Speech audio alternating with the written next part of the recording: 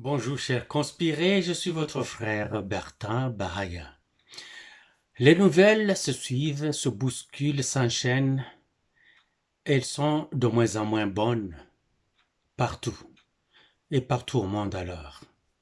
Mais ce qui m'effraie, ce qui me fait peur, moi personnellement, c'est de voir un vieux, sénile, qui ne peut plus jouir de ses facultés mentales, être la tête d'affiche d'un État ultra puissant comme les États-Unis, dont ceux qui font la politique du pays sont des vendus à la cause des destructeurs de cette planète. Ceux qui pensent que les États-Unis doivent être la seule puissance unitaire de la Terre et que ça ne peut pas partager le pouvoir avec les autres. Celui-là dont Jack Sullivan, qui est le conseiller en matière de sécurité de la Maison-Blanche, et Anthony Blinken, qui est le secrétaire d'État, donc le ministre des Affaires étrangères des États-Unis. Ce sont ces deux personnes-là qui mènent la politique des États-Unis. Tout ce désastre qui est en train de nous arriver et qui va frapper le monde entier, c'est ces deux personnes-là. Le monde occidental s'était vraiment bien préparé pour la destruction de la Russie, qui était le seul obstacle qu'ils avaient sur leur chemin pour finalement réussir leur rêve, être la puissance ultime, unitaire du globe. Et la Russie n'a pas fonctionné comme ils le voulaient. Ils se sont décidés de l'attaquer par l'Ukraine. L'Ukraine n'a été, les Ukrainiens ne sont que la chair à canon qu'ils ont utilisée. Le temps qu'eux se préparent, ils utilisent les Ukrainiens.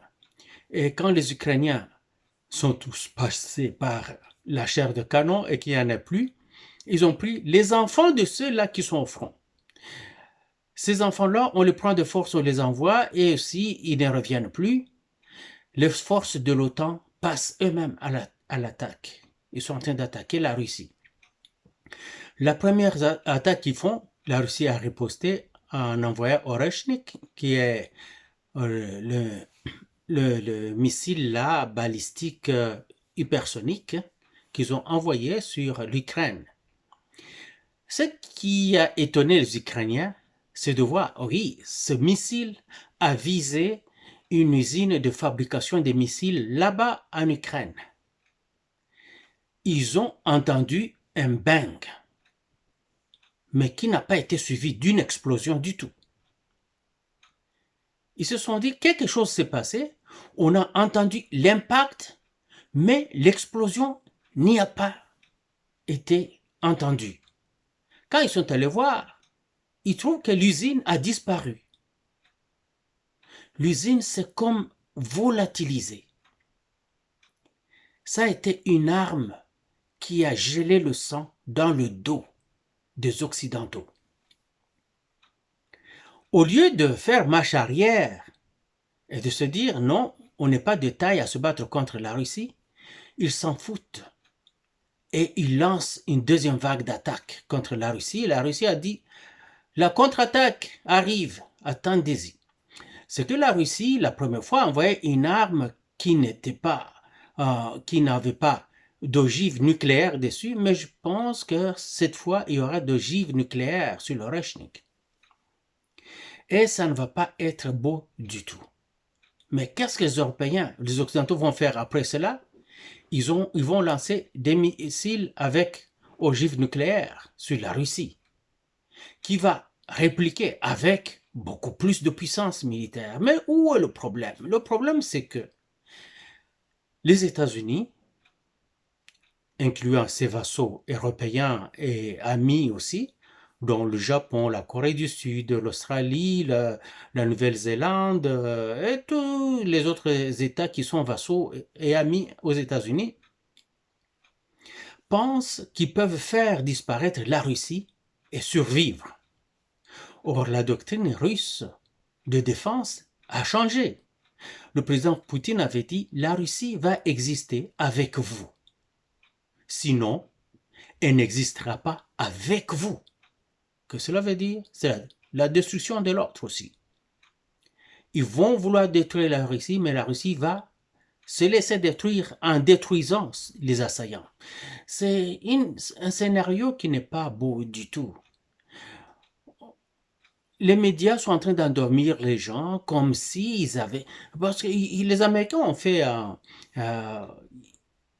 exercice juste avant qu'ils attaquent la Russie pour voir combien ils pouvaient être capables d'attaquer la Russie, la Chine, la Corée du Nord et l'Iran en même temps et les détruire tous ensemble. Et ils ont trouvé que c'était faisable, selon eux. La réalité sur le terrain montre que c'est faisable au prix de l'autodestruction. Mais ils préfèrent être aussi détruits que de laisser le monde vivre en paix. Pourquoi? Parce qu'ils n'acceptent pas perdre leur puissance comme les autres anciens empires avaient perdu. Quant à faire, ils vont tout raser avant de partir. Que Dieu ait sa miséricorde sur nous. La Russie est déterminée, mais la Russie aussi ne veut pas la Troisième Guerre mondiale. Elle ne veut pas de cette guerre. Elle a connu tellement de guerres et les Russes sont vraiment sceptiques et ils ont la chair de poule quand ils entendent que leur pays doit aller en guerre contre ces autres puissances. Mais ils n'ont pas de choix parce qu'ils le veuillent ou pas, on leur fait la guerre et ils doivent riposter. Ce n'est pas beau du tout. Puis chez nous au Congo, nous voyons un prélat, un prêtre au grade de archevêque et de cardinal. Fridolin Ambongo. Je l'ai toujours appelé Wazola Mbongo, Wazola Nzimbu. Derrière l'argent, il ne recule pas.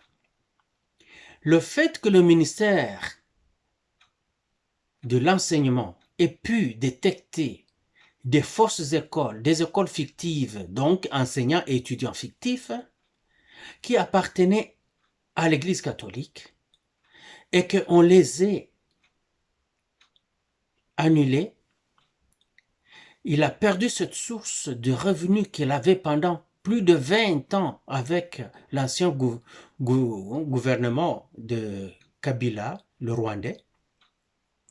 Il s'est décidé d'aller au combat contre son propre pays, donc contre le gouvernement qui veut plutôt faire du bien au pays, le gouvernement qui est en train de travailler pour le pays. Au lieu de se dire, ok, bon, on nous a coincés, nous avons perdu cette source de revenus, mais c'était une source de revenus indue parce que nous étions en train de rouler le gouvernement dans la farine. Et nous avons été attrapés main dans le sac et nous changeons de fusil d'épaule, mais non. Lui, il veut qu'on lui remette dans ses faux droits qu'il avait avant, de continuer à flouer le pays. Et c'est ainsi qu'il ne recule derrière rien.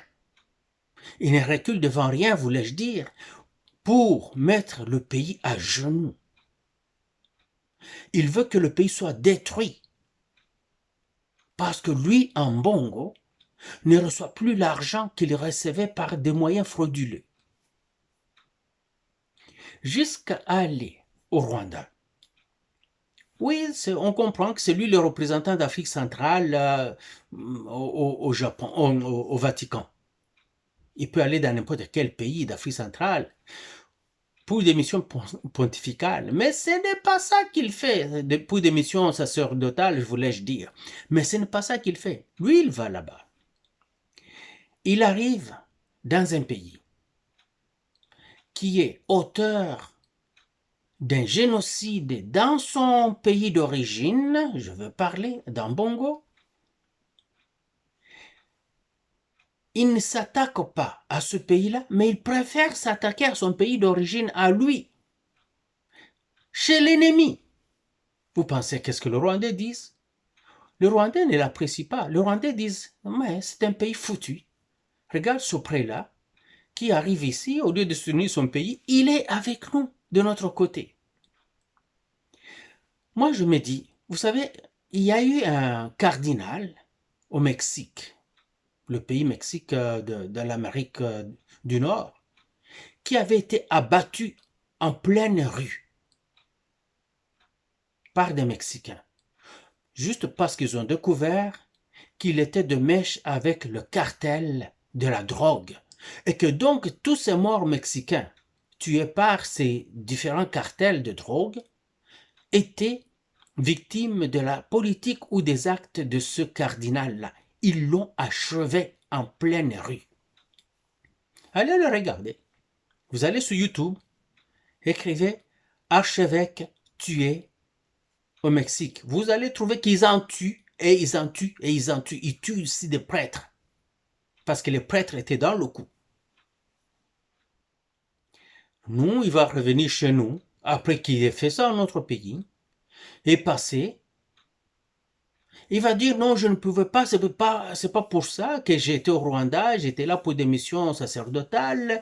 Non, j'étais pas là-bas pour. Alors pourquoi quand le père pontife, quand le pontife, le pape était chez nous, il a eu ce courage, ce culot de prendre le micro devant le pape et devant le peuple congolais, au lieu de rendre hommage à la circonstance qui a fait venir le représentant universel de leur Église chez nous, il a commencé à, à carrément cracher sur les dirigeants du pays, le président en exercice. Pourtant, quand le pape, lui, avait parlé avant, le même jour, le pape, lui, il a rendu hommage au gouverneur, il a dit des biens du pays.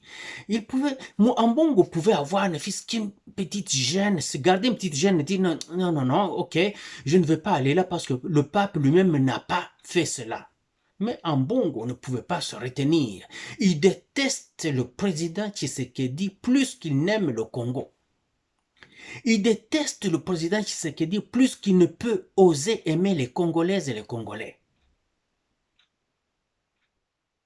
Jusqu'à aller se rallier au M23, à l'AFC, AFC et au Rwanda, dans le massacre au Congo, dans dans le vol de nos minéraux, et surtout dans la tentative de balkanisation de notre pays. Ce n'est pas beau, ce n'est pas digne d'un prélat. Je pense qu'on devrait le refuser. Il faut qu'on trouve un moyen de ressortir de là. Il faut qu'on trouve un moyen. On a eu déjà un cardinal, Malula. Malula était en opposition contre Mobutu, contre la politique de Mobutu. Mais Malula ne passait pas au micro pour détruire le pays. Malula ne s'était jamais, alors au grand jamais, associé aux méchants contre notre pays. Et quand notre pays avait été attaqué à partir de l'Angola, Malula était du côté du pays. Il n'a jamais été à côté de nos ennemis. Il n'a jamais dit du mal du pays. On a eu le cardinal Echao. Le cardinal Echao, comme Malula, lui aussi n'a jamais dit du mal du pays. Il était du côté du peuple. Même s'il n'aimait pas la politique de Kabila, mais il n'a jamais, alors au grand jamais, été de connivence avec les ennemis. Jamais. Mais d'où vient Mbongo? D'où vient-il? J'aimerais savoir que quelqu'un nous trouve ses origines. Parce que quand on n'aime pas un pays à ce point-là, on ne peut pas vraiment se prévaloir d'être originaire de ce pays.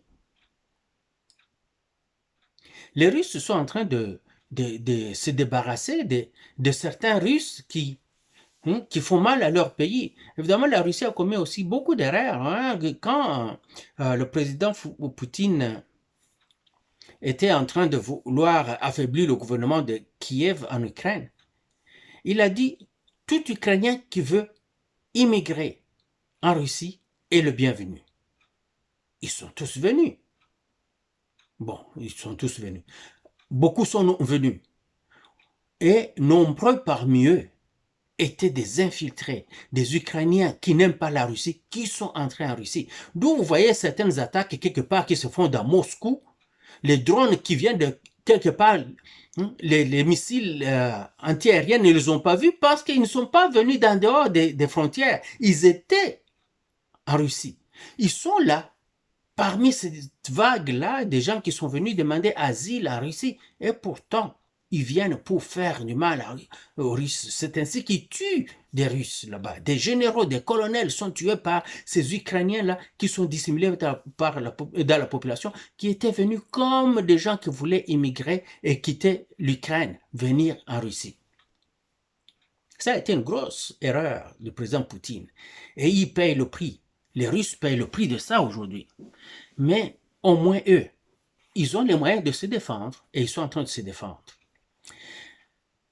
Il se pourrait qu'aujourd'hui, au moment où je fais cette vidéo, les Russes aient répliqué.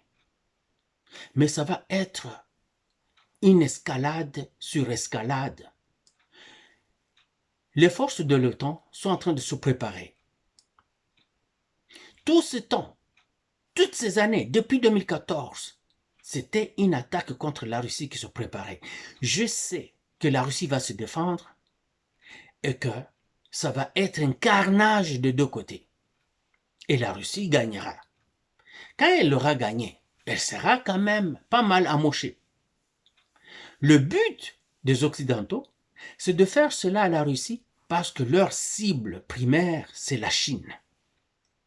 C'est la Chine qui a une économie qui peut faire la guerre longtemps, alors très longtemps. La Russie a dû utiliser des moyens maigres, alors y aller par ciblage d'objectifs à détruire. C'est pour ça que la guerre semble longue.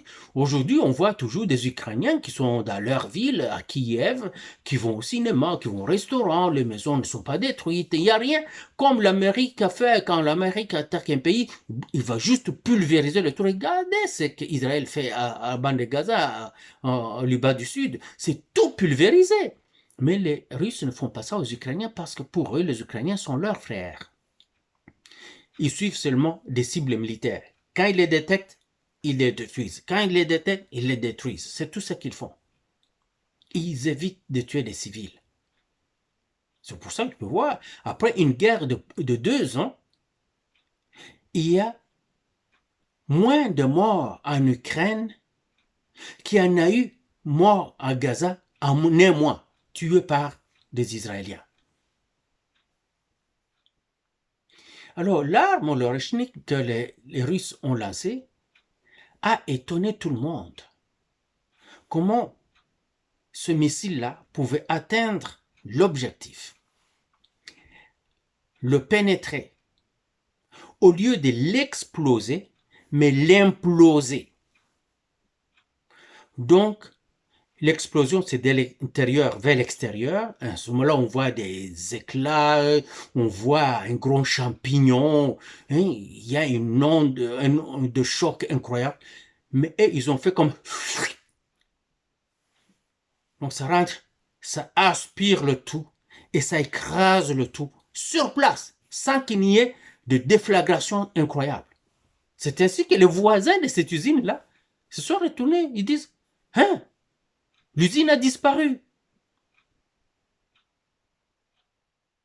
Mais il n'y a rien d'autre qui a disparu autour. Les humains sont là, il n'y a pas de mort. Bon, non, c'est pas vrai qu'il n'y a pas de mort. Il y a des morts qui étaient dans l'usine. Des militaires et probablement d'autres civils aussi. Mais c'était plutôt une cible militaire, une usine de fabrication des missiles.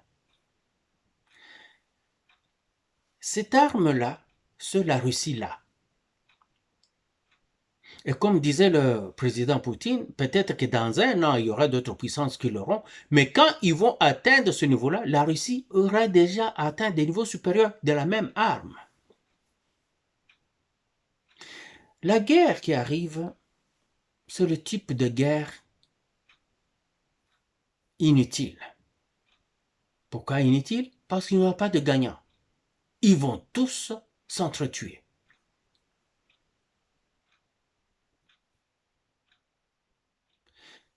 Et avec ça, les forces de l'OTAN veulent faire vraiment la guerre. On entend la France et l'Angleterre veulent envoyer des troupes. Ils veulent envoyer des troupes, on va les tuer en Russie. Et quand ils seront tués, ils vont dire Amérique, viens nous aider. C'est à ce moment-là que l'Amérique va entrer aussi dans l'arène ouvertement. Peut-être que ça va rendre la tâche plus facile aux Russes, parce qu'ils n'auront plus à choisir des cibles. Ils vont juste choisir des secteurs. Ils disent, ce secteur, nous estimons qu'il y a l'ennemi là-bas, nous l'anéantissons. Ils vont juste envoyer.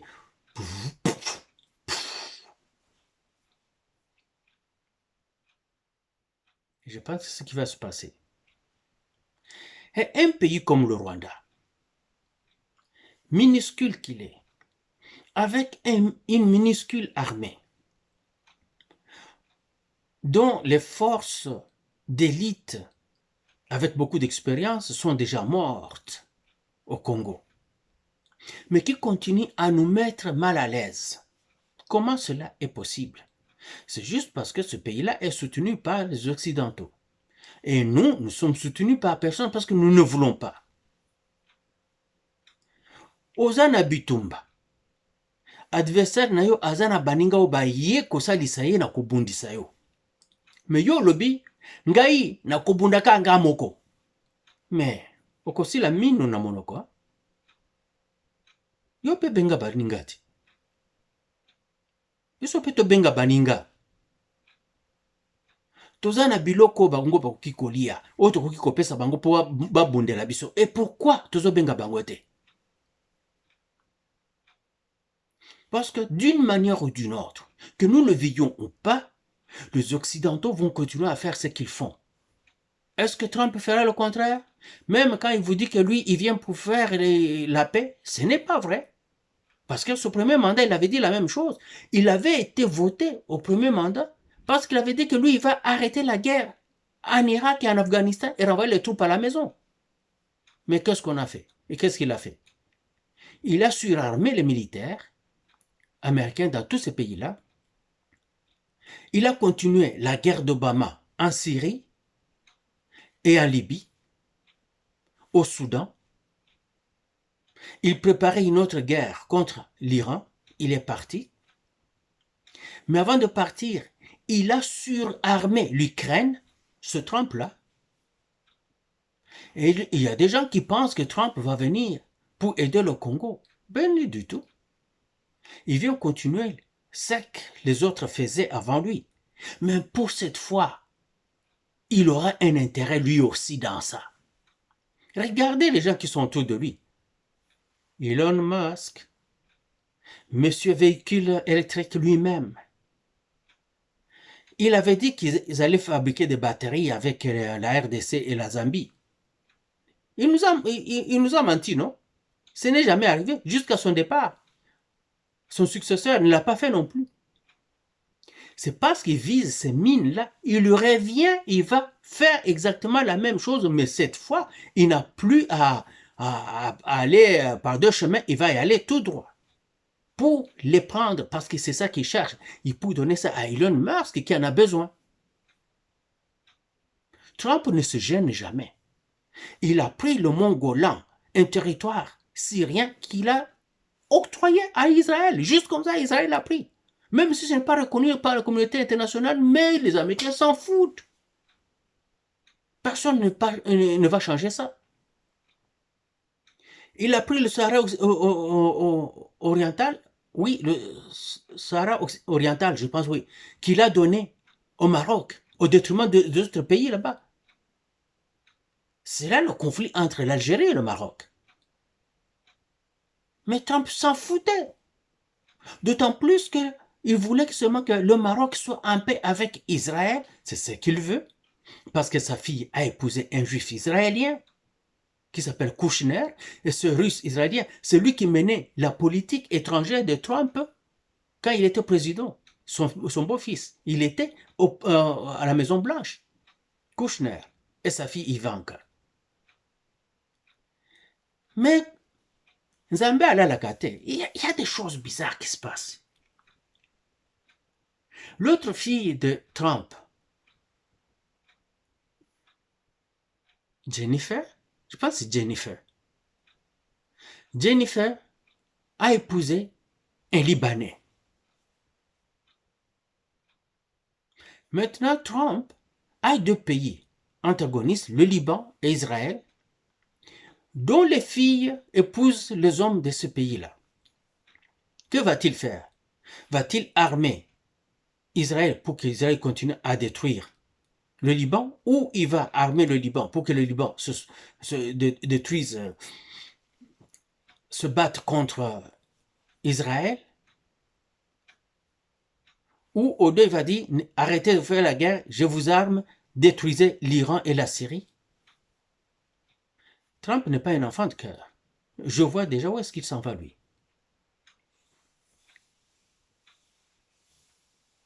Le président de la République parle de la Constitution. Et du coup, même ceux qui ont milité pour le changement de la Constitution il n'y a pas longtemps, juste parce qu'on les a soudoyés avec un peu d'argent, pas plus que un peu d'argent seulement. D'autant plus qu'ils peuvent envoyer de l'argent à leurs épouses, à leurs enfants. Ils ont tout vendu. Et ils ont changé complètement leur position. Ils ne veulent plus du changement de la Constitution. Or, le bruit qui court, comme quoi cette Constitution doit être changée et que les Congolais sont en faveur de cela, pousse les auteurs de cette Constitution-là à aller plus vite dans leur démarche vers la déstabilisation, le morcellement complet et la balkanisation de la RDC. Vite, avant qu'il ne manque. Vous voyez le Rwanda envoyer des troupes à gauche, à droite sur le territoire congolais, prendre des territoires, c'est parce que le Rwanda, selon ce que la Constitution là a prévu, le Rwanda pourrait prendre cette partie-là du pays et le Rwanda dira non, pour que je puisse avoir la paix chez moi, je dois avoir cette partie du Congo. L'Ouganda dira, pour que je puisse avoir la paix chez moi, je dois prendre cette partie-là du Congo. Mais le Soudan aussi dira pareil. La République centrafricaine dira pareil. La République du Congo dira pareil. L'Angola dira pareil. La Zambie dira pareil. Et tous les pays limitrophes du Congo. Et on risque de se retrouver avec un petit morceau au centre du Congo pendant que tout le reste est parti. Pour la paix en Afrique, la paix veut dire quand les pays voisins sont heureux, c'est ça la paix en Afrique. Tous les pays africains étaient dans le coup de la balkanisation de la RDC, tous sans exception. Ces dirigeants-là recevaient leur quote-part du vol des minéraux et des subventions des Occidentaux. Alors, nous tous, bouche cousue, on n'en parle pas, on ne regarde pas, on se ferme les yeux. On n'a rien vu. On n'a rien entendu non plus et on ne dira rien. Non. Donnez-nous l'argent. Donnez-nous l'argent. Quand Tshisekedi arrive, il court-circuite tout, il devient l'homme à abattre. Et puis on voit des gens qui disent, nous sommes des panafricains, nous sommes des panafricains de merde. Vous voulez savoir qui est le panafricain? C'est Tshisekedi vous dire que le pays soit prospère, afin que le pays puisse aider les pays limitrophes et d'autres d'Afrique à s'en sortir. C'est ça un panafricain. Lui, il pense à l'Afrique. Les autres pensent à eux-mêmes. Je vois les gens qui vont dire, hey, Moulouba, on a bandit. Ah, Bino Balouba Zakaboy. Ah, vous voulez que je sois Moulouba? Oui, je le suis. Mais je sais que je suis pas Moulouba. Je suis Mouhavou Didjui, de père et de mère congolais. Mais vous avez un Moulouba, juste parce que je dis que ce président, qui, par hasard, est Moulouba, c'est juste le hasard qui a fait ça. Il pouvait être Moukongo, il pouvait être quelqu'un d'Idjui aussi. Tshisekedi pourrait plutôt porter un nom Bahaya. Il pourrait plutôt porter un nom Bahati. Et j'ai un petit frère qui s'appelle Bahati aussi. Il est, que son nom repose en paix, il est déjà mort. Mais il pouvait être un Koyagalo. Mais Dieu a voulu qu'il soit un Tshisekedi et qu'il naisse au Kasaï. Il ne faut pas l'en vouloir pour ça. Il faut être fier que nous avons un frère kassaïen qui, pour la première fois, on a un Congolais au pouvoir.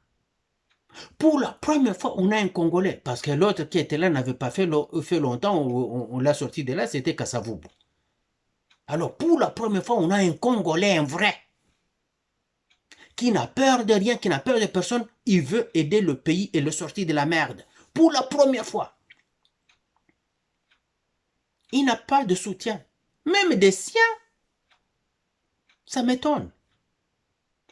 Donc, malgré que les Balouba ont été victimisés depuis la nuit des temps,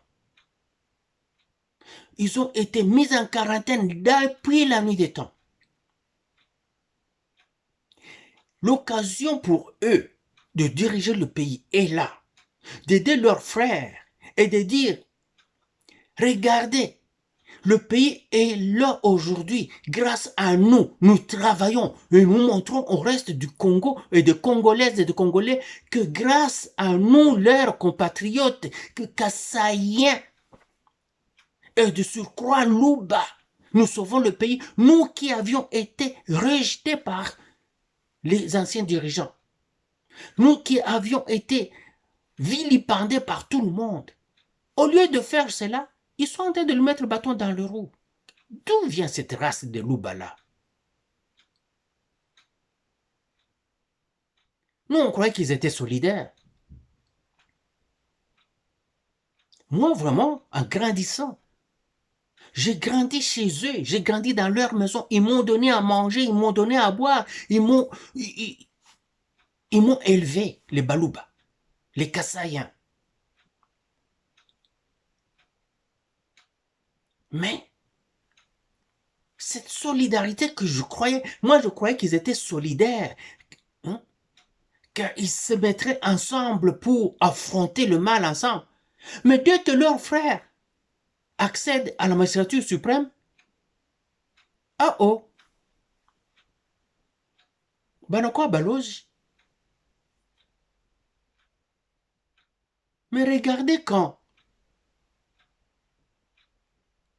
Kabila perd axe de pouvoir, on a vu tous les Baswahili, peu importe d'où ils venaient, ils étaient Moussoïdes, ils étaient avec lui. Quand il s'est fait abattre par son fils, et que son fils prenne le pouvoir, ces mêmes Baswahili là, parce qu'on leur a dit que celui-là est le fils de celui qu'on vient d'abattre, qui est de votre, tous sont venus avec lui, et eux, ils sont toujours avec lui aujourd'hui, et ils passent leur temps à dire, non, il faut que Kabila revienne, il est un botacaner modèle Moya. Il ne peut pas dire que, ok, moi je veux que Tshisekedi parte parce que je veux prendre le pouvoir, moi, Congolais, non. Hein? Oh non, le Raïs, Kabila doit revenir. Des idiots. C'est ainsi que je me dis, quand je vois quelqu'un soutenir Kabila, je me dis, je prends mes jumelles, hein, je regarde un peu plus proche. J'essaie de de zoomer proche. Et je me dis, je pense que je ne suis pas sûr que c'est du 100% congolais, ça. Je pense que ce sont des transfuges. Oui, ils sont nés chez nous, certains ont été adoptés, d'autres sont venus par leurs parents qui étaient de l'extérieur, mais qui ont peut-être grandi chez nous, et ils ont épousé les femmes ou les hommes de chez nous, et ainsi ils portent les noms congolais, mais ils savent dans leur fond, et dans le fin fond de leur cœur, qu'ils ne sont pas 100% congolais, et qu'ils détestent les Congolais, et qu'ils aimeraient que leur pays d'origine puisse avoir un petit lopin du Congo, qui puisse arracher le Congo. C'est ainsi que tous ils étaient bien sous Kabila. Ils étaient par-ci par-là bien. Quand Kabila perd le pouvoir, ils trouvent qu'ils n'ont plus accès aux mangeoires. Ils commencent à vilipender l'actuel président. Kofi Ayemba, ke soki olingaka mboloko te, me ndima mbangu na ye. Okoyoza olinga na omuluba te. Olinga Kasai te, olinga Tshisekedi te. Mais tala ba œuvre ya mwana mboka. Tala ba œuvre, ce qu'il est en train de faire au pays, les constructions qui sont en train de se faire partout au pays. C'est un pays gigantesque qui n'avait jamais été construit depuis. Donc lui, il doit aller d'abord creuser pour ramener le pays à la surface et commencer à travailler. Et nous voyons les œuvres. Oh, Azo Salarien. Ah, Azo Salarien. Toi, de ta vie, tu aurais pensé qu'un jour que tu verrais la construction des autoroutes au Congo. Maintenant, on est en train de construire des autoroutes. Tu avais pensé un jour qu'on allait construire des ponts. Tu vois des ponts construits par-ci, par-là. Avais-tu déjà pensé un jour de voir les universités reconstruites ou retapées ou, je sais pas, rééquipées au Congo? Maintenant, on est en train de le faire aujourd'hui sous Tshisekedi. Azo Salarien, il y a solo. Avais-tu encore rêvé de voir une armée nationale? Vous aviez des Rwandais, des Burundais, des Ougandais dans notre armée, comme officiers, sous-officiers, officiers subalternes. Aujourd'hui, on a des officiers supérieurs subalternes et des sous-officiers, et même des non-commissionnés, qui sont des Congolais. Est-ce que vous rêviez encore de ça? Le pays était déjà parti. Le Rwandais était parti, il faisait la loi. Aujourd'hui, ils ont un peu de difficultés. Grâce à qui? Grâce à cet homme que vous vilipendez. Ah, ça lit rien. Oh, de la raison mata, bisika nyoso. Bisika nyoso. La crise qui était là avant le Covid et qui a été exacerbée par la fermeture des économies mondiales, les grosses économies du monde ont fermé pendant 1 an et demi, 2 ans, ici en Occident.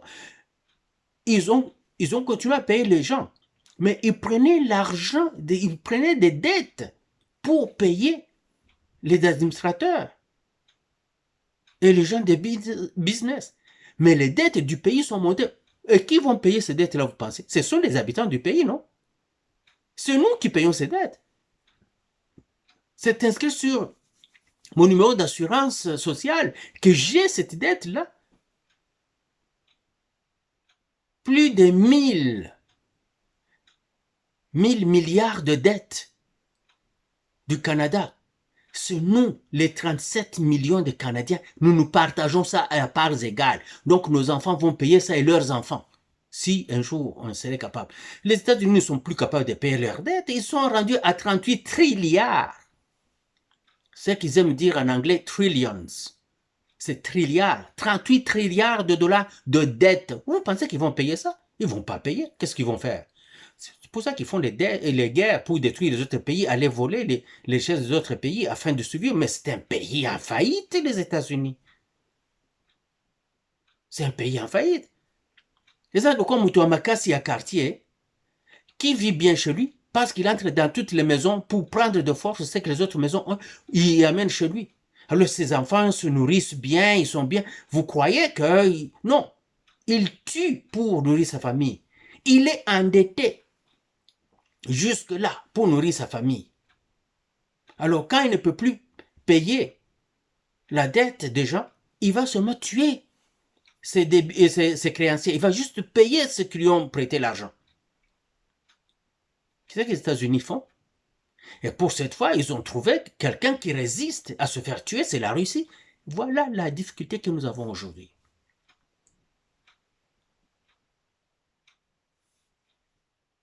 Un pays comme le Rwanda, qui nous attaque et prend nos territoires. Vous savez, il va attaquer un territoire avec 20, 30 soldats seulement. Ils arrivent là, ils prennent ça. Vous avez, oh, le Rwanda a pris ceci, le Rwanda a pris cela, le Rwanda a pris cela. Mais quand vous allez regarder, il n'y a pas un grand effectif là-bas. Mais c'est la politique d'expansion et surtout de tromperie, de ruse.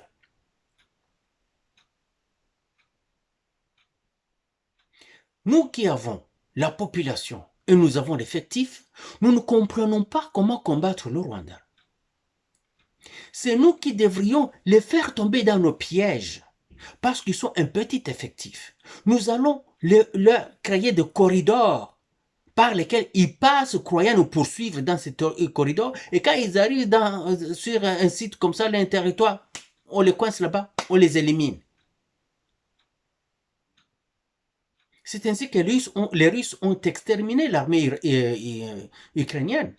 Quand les Ukrainiens attaquaient, vous entendiez, on entendait, oh, les Russes sont en train de fuir, ils battent en retraite. Oui, ils battaient en retraite. C'était de retrait stratégique, c'était de repli stratégique. Ils vont juste, ils avancent, ils prennent les territoires, les Ukrainiens viennent en masse, ils envoient leurs forces d'élite en masse et de combattants de l'OTAN qui viennent. Les Russes battent vite en retraite et ils vont tendre des attrapes d'Hugo. Ils attaquent par le flanc. Les Ukrainiens et les soldats de l'OTAN ne peuvent plus se sauver. Ils les massacrent. Vous savez que l'Ukraine, jusque-là, quand nous parlons de l'Ukraine, c'est l'OTAN, hein, a perdu près de 1 million de soldats.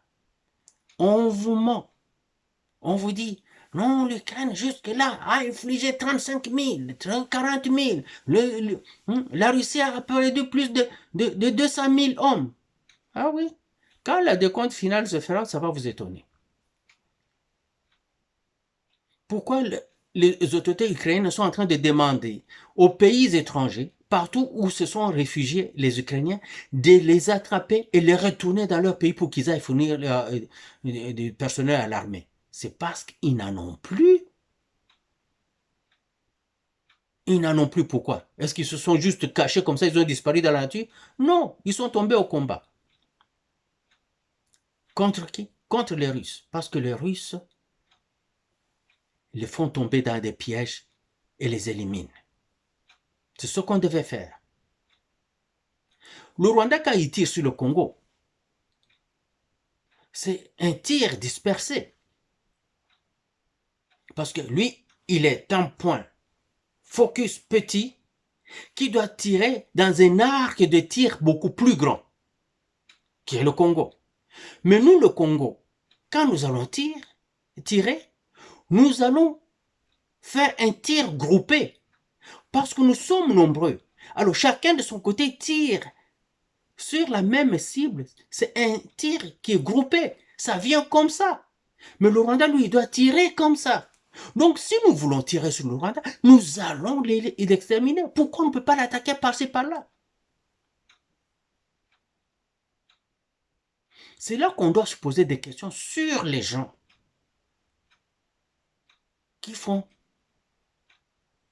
qui mènent les opérations là-bas.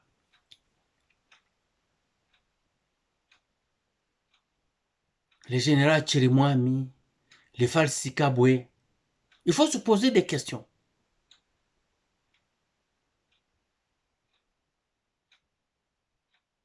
Vous entendez James Kabarebe dire, oh, quand Tshisekedi avait envoyé Constant Dima et Luboya Nkashama, nous sommes dit que nous sommes dans la merde.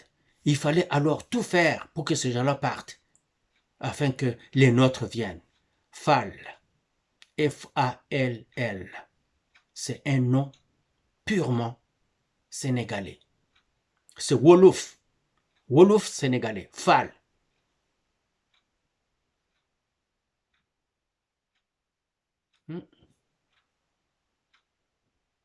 Ce n'est pas un nom Jérôme, ce n'est pas un nom Chibangu, non. Chirimwami, il est déjà dans le commerce. Il ne veut pas que cette guerre-là arrête. Alors, il est en train d'accommoder. Je n'ai pas de preuves, mais allez vérifier.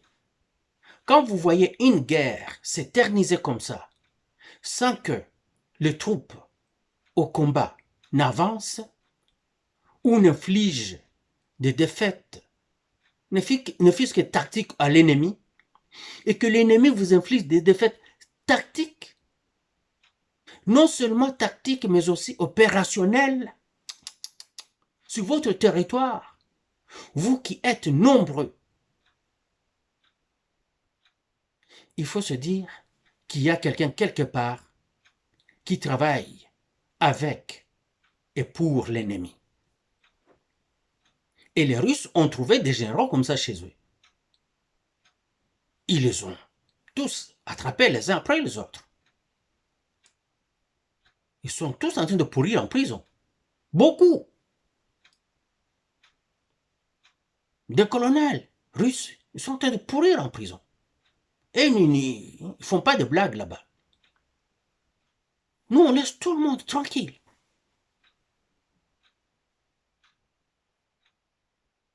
Qu'est-ce que vous allez faire?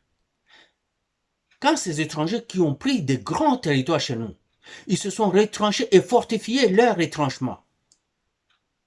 Ce sont des fortifications, vous savez comment? Une fortification ne tombe pas. Une fortification ne tombe pas. Vous devez avancer.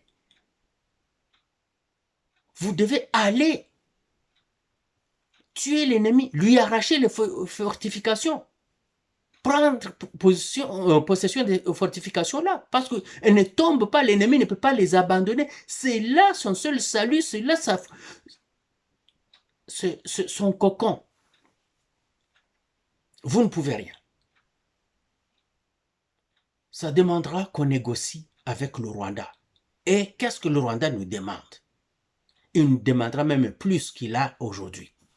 Il vous dira, je garde ce que j'ai et vous me donnez maintenant ceci.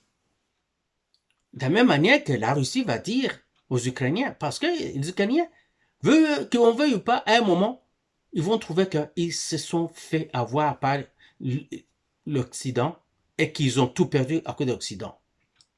Ils vont demander aux Russes de négocier. Les Russes diront, nous prenons ce que nous avons aujourd'hui, mais aussi nous allons prendre ça et ça. Vous nous donnez ça. C'est comme ça. Ce sera difficile. Tshisekedi peut-être ne sera plus là. Il sera déjà parti, il aura fini son mandat. Qui sera là?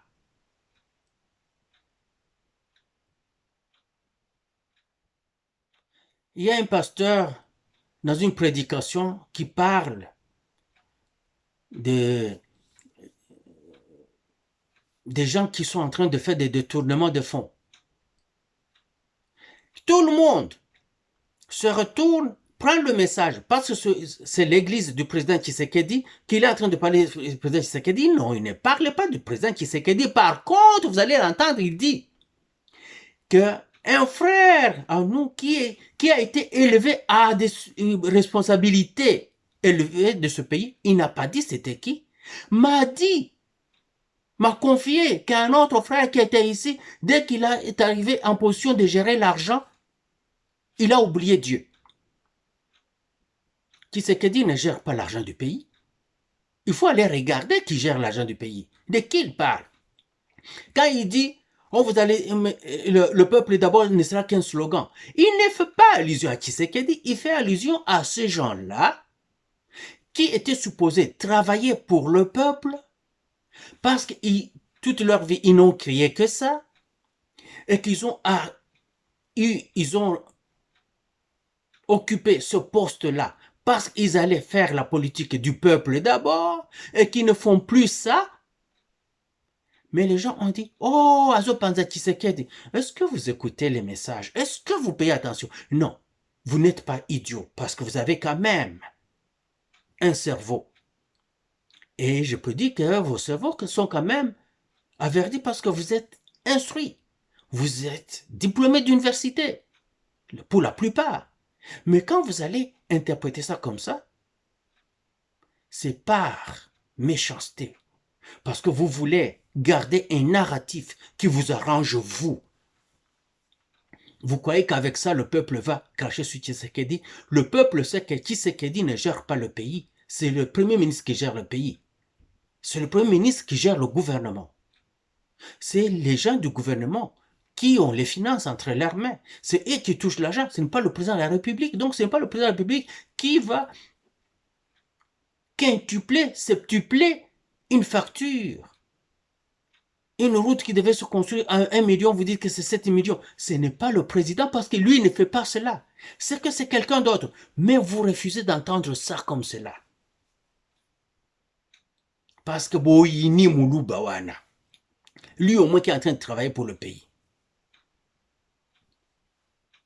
Mais moi,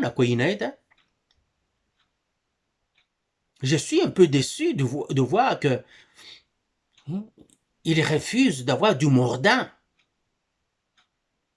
Je suis déçu de voir qu'il n'a pas cet esprit de tueur qu'avait son père, Étienne Tshisekedi. Je suis déçu de ça. Parce que quand ça ne va pas dans un pays et qu'on a eu le mandat du peuple, on écoute ce que dit le peuple, on oublie les textes, on fait ce que veut le peuple, parce que ce peuple-là qui fait les textes par ses représentants qui sont ses députés. Vous voyez, quand il est allé dernièrement, il était à Kisangani, il était à Lumbashi, il était à Kipushi, là, il y a Kalemi. Vous voyez comment le peuple vient. Le peuple qui lui a donné son mandat, là, lui a voté 73,4%. Le peuple revient juste l'attendre. Vous lui montrez que toza kakanayo parce que toyebi ke yo zo sale la biso.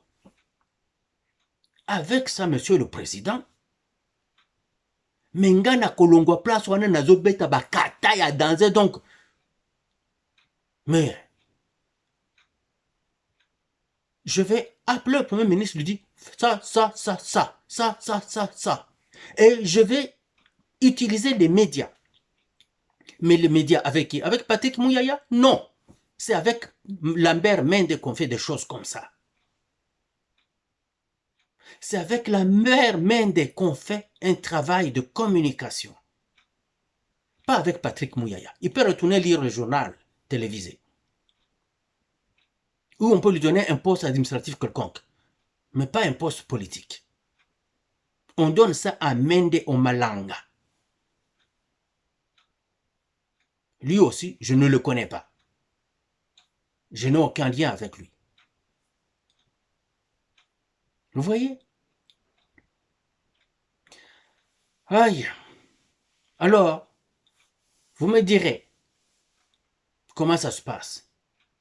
En passant, juste pour parler de ça comme ça, j'ai appris que notre champion national de boxe, Martin Bakole, va affronter le Chinois. Gilet. Jean Gilet. C'est le combat que je ne voulais pas. C'est le combat que j'aurais demandé à Martin d'éviter par tous les moyens. Et je vous donnerai des raisons dans une vidéo qui va arriver. Dès qu'ils font leur première conférence, quand il faut faire la première conférence de presse, là je saurai que le combat est effectif. Je ferai une vidéo sur Jean Gilet contre Martin Bacolé. Et vous verrez que ceux qui ont organisé ce combat-là veulent écarter le danger. Jean Gillet, c'est un danger contre le poids lourd. Bacolé, c'est un danger contre le poids lourd. Alors, on prend les deux, on les met ensemble pour qu'ils puissent s'entretuer. Car le survivant sera l'ombre de lui-même après. Et vous verrez de quoi je parle. J'aime mon compatriote Martin et je veux qu'il gagne. Mais on ne peut pas se mettre la tête dans le sable. C'est un combat qui va le transformer. Il va le gagner, peut-être, mais il ne sera plus le même après ça. Tout comme il pourrait aussi facilement le perdre. Car le Chinois, là, c'est tout un cogneur. Au prochain numéro, je vous souhaite bonne soirée et bonne journée chez vous. Soyez toujours les bienvenus chez vous au Conspiratorium. Car sans vous, pourquoi serais-je là? Quand le cœur vous en dit, partagez cette vidéo. Quand le cœur vous en dit, likez-les. Je ne vous demande rien d'autre. Je ne vous demande pas de contribuer. Pas un sou. Je n'ai même pas un compte là-bas. Je n'ai pas un numéro. Il n'y a personne qui me contacte car je ne veux rien demander à personne. Mais je veux que vous commentiez les vidéos, que vous me donniez vos idées, qu'on en débatte, que vous m'instruisiez. C'est cela que je vous demande. Mais si vous ne partagez pas cette vidéo, si vous ne likez pas la vidéo, le logiciel de Google, ce n'est pas un humain, c'est une machine qui est programmée. Quand elle ne voit pas les pouces en haut, il ignore la vidéo. Quand il ne voit pas les partages, il ignore la vidéo. Alors, s'il vous plaît, faites le pouce comme ça. Si vous n'aimez pas la calvitie, mais vous aimez ce que j'ai dit, vous likez. Si vous n'aimez pas tout ce que j'ai dit, mais dans ce que j'ai dit, il y a eu 2-3 petites affaires qui vous interpellent, sur lesquelles vous êtes d'accord avec moi, vous likez. Pas parce que vous likez tout ce que j'ai dit, non. Quelques points. Moi aussi, je n'ai jamais liké tout ce qu'une personne a dit dans une vidéo de 15 minutes. Imaginez-vous quand ça fait presque 1 heure de temps. Je veux peut-être liker 1 ou 2 petites affaires qui sont passées à la première minute ou à la fin ou je ne sais pas. Mais je vais liker la vidéo parce que si je ne le fais pas, j'enterre cette personne-là. J'enterre cette voix qui parle d'autre chose dont les autres ne parlent pas ou qui parlent de ça d'un autre angle qui fait leur affaire pour des intérêts qu'ils ont. Moi, je n'ai aucun intérêt d'autre que de voir le pays de mes ancêtres en paix, afin que moi, mes enfants, puissent aller en vacances chez nous, qu'ils puissent amener leurs amis en vacances chez nous, que leurs enfants puissent dire « allons chez d'où vient notre grand-papa ». C'est ça que je veux. Mais pour le moment, c'est pratiquement difficile. C'est ça que nous voulons. Et un président qui veut que le pays soit dans des conditions à nous offrir ces privilèges, je ne peux que le soutenir.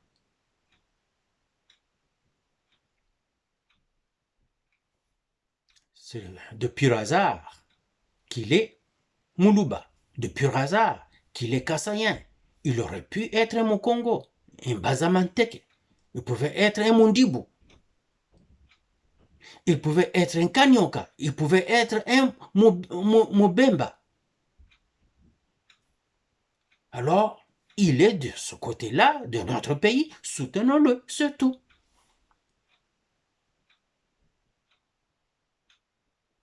Je suis un peu biaisé parce que j'aime les Balouba. Je suis un peu biaisé parce que j'ai été élevé par les Balouba. Je suis un peu biaisé parce que j'ai été nourri par les Balouba. Mais je suis capable de voir ce qu'ils font de bien. et le dire qu'ils font du bien. Ce qu'ils font de pas bien, et dire que ce n'est pas bien. Ce n'est pas bien que les Balouba ne soutiennent pas leur frère qui est en train de travailler d'arrache-pied. Ça, je déteste et je déteste avec passion.